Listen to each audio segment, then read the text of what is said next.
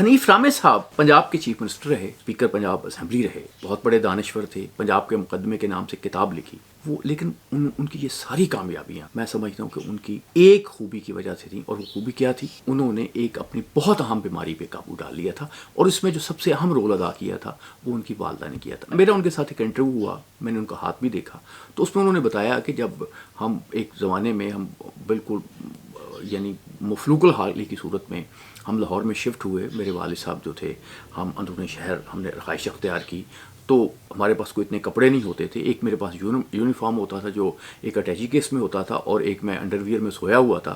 ہوا یہ رات کو ایک چور آیا، وہ اٹیچی کیس اٹھا کے لے گیا جس میں یونیفارم تھا۔ اس نے کہا صبح جب اٹھے ہیں تو کچھ چیزیں اور بھی چور لے کے گیا تھا، لیکن میرا ساتھ یونیفارم بھی لے کے گیا تھا۔ اسی دن جو ہے وہ یعنی میرا پیپر تھا دوپہر کو، تو میری ماں نے مجھے پیار کیا، اس نے کہا کہ تم فکر نہ کرو۔ وہ گمٹی بازار گئی اور وہاں سے جا کے اس نے کچھ کپڑا خریدا۔ کپڑا خریدنے کے بعد اس نے کہا کہ میں سوٹ بناتی ہوں۔